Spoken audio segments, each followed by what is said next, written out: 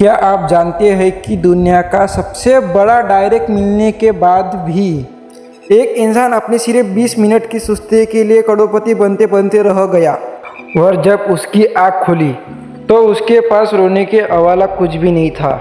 अगर आप अपनी ज़िंदगी में आलस करते हो तो ठहरिए, आज मिस्टर आनंद जी की कहानी आपके होश उड़ाने वाली है। होती है देवप्रयाग नाम के एक छोटे और शांत पहाड़ी शहर से, जहां चारों तरफ धुंध की चादर लिपटी रहती है। इसी शहर के एक कोने में रहता है कबीर। कबीर कोई आम लड़का नहीं है, उसका दिमाग बहुत तेज है। वो जब चाहे किसी भी मुश्किल सवाल का जवाब चुटकियों में दे सकता है।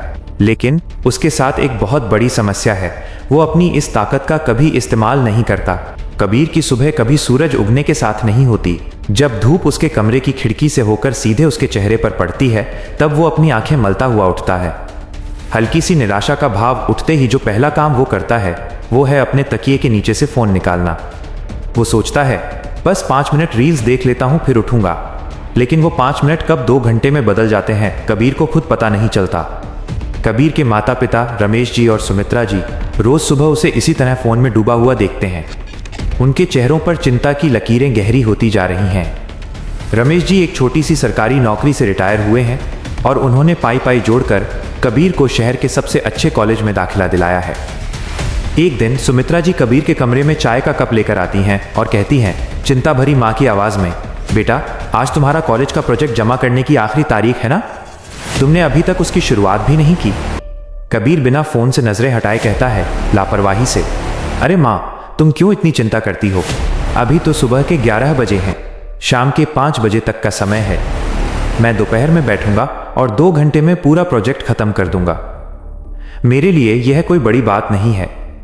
माँ एक ठंडी आह भरती हैं और कहती हैं, बेटा जो समय तुम आज इस स्क्रीन को स्क्रॉल करने में गंवा रहे हो वो कभी लौटकर नहीं आएगा।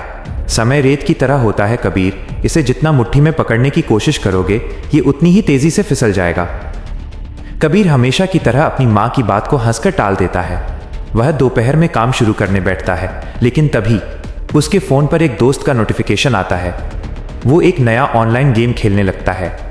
देखते ही देखते दोपहर के 4 बज जाते हैं। अब कबीर के हाथ पांव फूलने लगते हैं। वो आनन फानन में इंटरनेट से चीज़ें कॉपी पेस्ट करता है और जैसे तैसे अपना प्रोजेक्ट जमा करता है। नतीजा, प्रोफेसर उसे पूरे क्लास के सामने डांटते हैं और उसे सबसे कम ग्रेड मिलते हैं। कबीर दुखी तो होता है, लेकिन वह खुद से कहता है कोई बात नहीं, अगले सेमेस्टर में देख लूँगा, अभी तो बहुत समय है। कबीर के पिता रमेश जी को समझ आ गया था कि कबीर बातों से नहीं सुधरने वाला। उसी शहर के ऊपरी हिस्से में जहां बड़े बड़े देवदार के पेड़ थे, वहां एक बहुत ही भव्य और शांत बंगला था। वो बंगला था मिस्टर आनंद जी का। आनंद जी इस शहर के सबसे अमीर, सम्मानित और बुद्धिमान व्यक्ति माने जाते थे। उन्होंने अपनी जिंदगी में कई बड़ी कंपनियां खड़ी की थीं, लेकिन अब वो अपनी रिटायर्ड जिंदगी शांति से बिता रहे थे। एक रविवार की सुबह रमेश जी ने कबीर को जबरदस्ती तैयार किया और कहा, आज तुम मेरे साथ आनंद जी के घर चल रहे हो, मैंने उनसे मिलने का समय लिया है। कबीर चिढ़ते हुए बोला, पिताजी मुझे उन बुजुर्गों की उबाऊ बातें नहीं सुननी। उनके ज़माने की बातें अलग थीं, आज का ज़माना फास्ट है। लेकिन पिता के गुस्से के आगे उसकी एक न चली। जब कबीर और उसके पिता आनंद जी के बंगले पर पहुंचे तो कबीर वहां की भव्यता देखकर हैरान रह गया। लेकिन आनंद जी में कोई घमंड नहीं था। वो सादे कपड़ों में अपने बगीचे में लगे गुलाब के पौधों को पानी दे रहे थे। उन्होंने रमेश जी का स्वागत किया और कबीर को बड़े प्यार से देखा। रमेश जी ने कहा भरे गले से, आनंद भाई ये मेरा बेटा कबीर है। दिमाग का बहुत तेज है, लेकिन इसकी काम टालने की आदत और ये मोबाइल फ़ोन, यह इसके भविष्य को दीमक की तरह चाट रहे हैं। आप ही इसे कोई राह दिखाइए। आनंद जी ने कबीर की आंखों में देखा।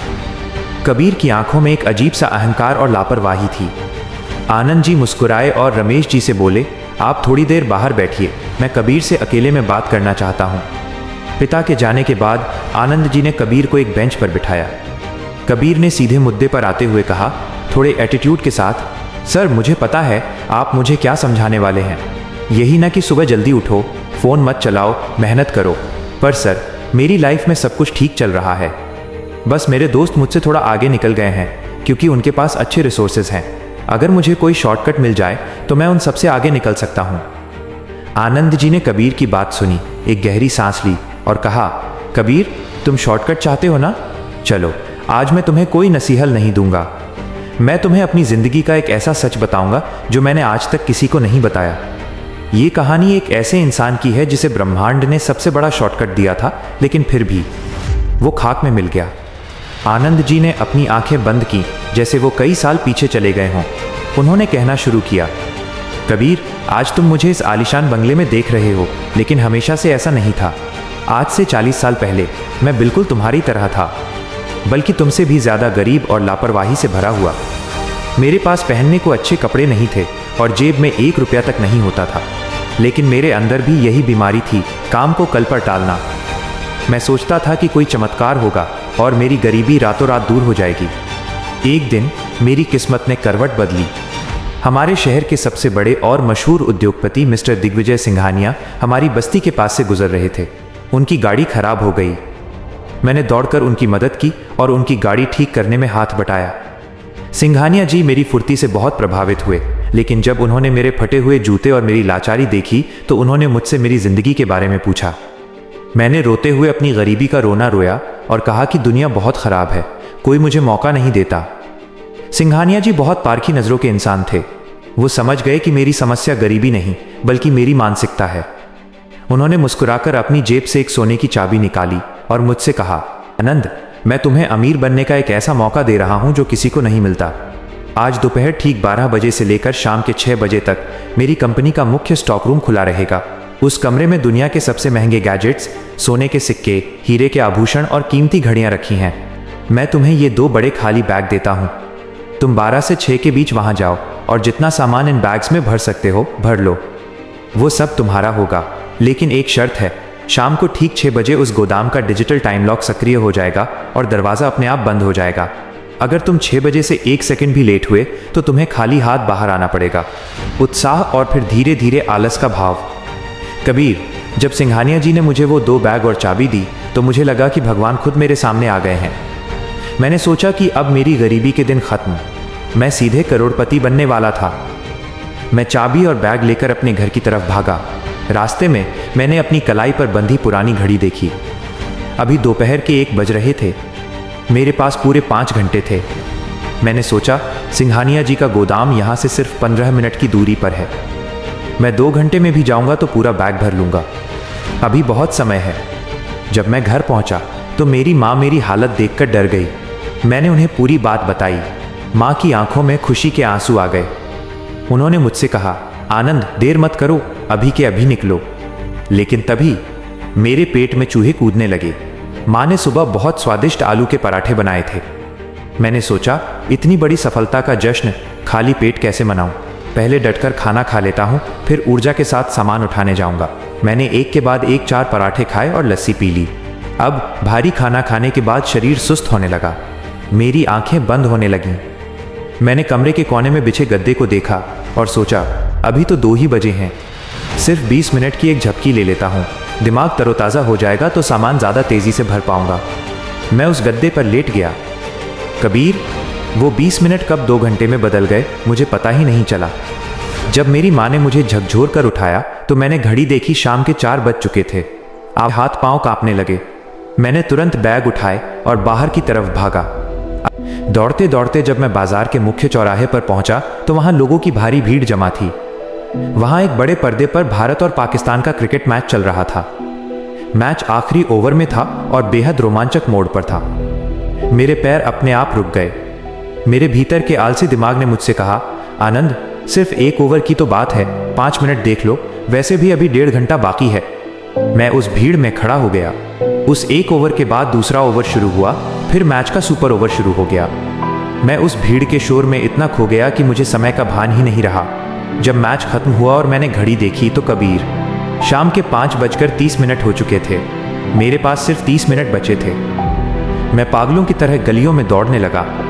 मेरे हाथ से बैग छूटने को हो रहे थे, सांस फूल रही थी, छाती में दर्द हो रहा था। रास्ते में लोग मुझसे टकरा रहे थे, लेकिन मेरा ध्यान सिर्फ सिंघानिया जी के दफ्तर पर था। दौड़ते दौड़ते मुझे अपनी माँ का चेहरा याद आ रहा था, जिसने अपनी पूरी जिंदगी गरीबी में काट दी थी। जब मैं सिंघानिया जी की बिल्डिंग के नीचे पहुंचा तो समय था 5:55। मेरे पास सिर्फ 5 मिनट थे। मैं सीढ़ियां लांघते हुए ऊपर भागा। चौथी मंजिल पर वो गोदाम था जैसे ही मैं उस कॉरिडोर में पहुंचा, मुझे सामने वो बड़ा सा लोहे का दरवाज़ा दिखाई दिया। मैं दरवाजे की तरफ बढ़ा। मैंने बैग नीचे रखे और चाबी निकालने के लिए जेब में हाथ डाला, लेकिन हड़बड़ाहट में चाबी मेरी जेब के किसी कोने में फंस गई थी। मेरे हाथ कांप रहे थे। मैंने घड़ी देखी, 5:59 और 50 सेकंड हो चुके थे। 10 सेकंड बाकी थे। मैंने जैसे तैसे चाबी निकाली और उसे ताले में घुमाया। दरवाज़ा खुल गया। अंदर सोने, चांदी और हीरों की चमक से मेरी आंखें चौंधिया गईं। कबीर, खजाना मेरे ठीक सामने था। मैंने एक बैग उठाया और जैसे ही पहला सोने का सिक्का उठाने के लिए हाथ बढ़ाया, ठीक तभी बिल्डिंग में एक तेज सायरन गूंज उठा। Beep beep beep. गोदाम के दरवाजे पर लगी रेड लाइट जल गई। घड़ी में ठीक 6 बज चुके थे। उस दरवाजे का जो भारी हाइड्रोलिक सिस्टम था, उसने काम करना शुरू किया और दरवाज़ा मेरी आंखों के सामने धीरे धीरे बंद होने लगा। मैंने भागकर बाहर निकलने की कोशिश की, क्योंकि अगर मैं अंदर रह जाता तो रात भर के लिए कैद हो जाता। मैं अपनी जान बचाकर कॉरिडोर में आकर गिरा। दरवाज़ा पूरी तरह बंद हो चुका था। डिजिटल स्क्रीन पर लिखा आ रहा था, लॉक क्लोज्ड। उस बंद दरवाजे के सामने घुटनों के बल बैठ गया। मेरे दोनों बैग बिल्कुल खाली थे। अंदर करोड़ों का साम्राज्य था और बाहर मैं अपनी सुस्ती, अपने आलस और अपनी 5 मिनट वाली आदत के साथ अकेला रो रहा था। मैंने अपनी ज़िंदगी का सबसे बड़ा अवसर हमेशा के लिए गंवा दिया था, क्योंकि मैंने समय की कदर नहीं की थी। कबीर बिना पलक झपकाए उन्हें सुन रहा था। आनंद जी ने कबीर का हाथ पकड़ा और कहा, कबीर, उस दिन के बाद मैंने रोना बंद किया और एक कसम खाई। मैंने समझा कि समय ही असली भगवान है। जो इसकी इज्जत करता है, समय उसे राजा बना देता है, और जो इसका मजाक उड़ाता है, समय उसे सड़क पर ले आता है। उस दिन के बाद मैंने अपनी ज़िंदगी का 1 सेकंड भी फालतू बर्बाद नहीं किया। तब जाकर आज मैं इस मुकाम पर पहुंचा हूं। आनंद जी की इस कहानी ने कबीर के दिल पर गहरा असर किया था। उसे समझ आ गया था कि वो जो हर रोज़ अपने काम को कल पर टालता है, वो असल में अपने आने वाले कल की हत्या कर रहा है। कबीर ने आनंद जी के पैर छुए और कहा, सर, आज आपने मुझे जो सबक सिखाया है, वो मुझे दुनिया की कोई किताब नहीं सिखा सकती थी। मैं आज आपसे वादा करता हूं कि आज के बाद कबीर का समय कभी बर्बाद नहीं होगा। कबीर अपने पिता के साथ घर वापस आ गया। उस रात वो सोया नहीं। उसने अपने कमरे से सारे फालतू के पोस्टर हटाए, अपने फ़ोन से सारे गेम्स और टाइम वेस्ट करने वाले ऐप्स डिलीट कर दिए। उसने एक डायरी बनाई और अपने जीवन का एक टाइम टेबल तैयार किया। अगले दिन से कबीर एक नया इंसान था। जब सुबह की पहली किरण धरती पर पड़ती, कबीर बिस्तर छोड़ चुका होता था। वो दौड़ने जाता, मेडिटेशन करता और कॉलेज का काम समय से पहले ख़त्म करता। अब जब भी उसका कोई दोस्त उसे घूमने या समय बर्बाद करने के लिए बुलाता, कबीर मुस्कुराकर कहता, नाराज़ मत होना भाई, मेरे पास सब कुछ बर्बाद करने के लिए पैसे हो सकते हैं, लेकिन बर्बाद करने के लिए 1 सेकंड भी नहीं है। इस बदलाव का असर दिखने में समय नहीं लगा। अगले ही सेमेस्टर के एग्ज़ाम में कबीर ने न सिर्फ अपनी क्लास में बल्कि पूरे विश्वविद्यालय में टॉप किया। जो प्रोफेसर कभी उसे डांटते थे, आज वे उसकी तारीफ करते नहीं थक रहे थे। उसके माता पिता की आंखों में जो कभी चिंता के आंसू थे, आज वे गर्व के आंसुओं में बदल चुके थे। कबीर समझ चुका था कि सफलता का कोई शॉर्टकट नहीं होता। सफलता सिर्फ उन्हें मिलती है जो समय के साथ कदम से कदम मिलाकर चलते हैं। अब सीधे दर्शकों, श्रोताओं से बात करने वाले दोस्ताना और असरदार अंदाज में आ जाएं। तो दोस्तों, कबीर और आनंद जी की ये कहानी हमें सिखाती है कि हमारे जीवन का हर एक सेकंड एक सोने के सिक्के की तरह है। आप इसे कहाँ खर्च कर रहे हैं, ये पूरी तरह आपके हाथ में है।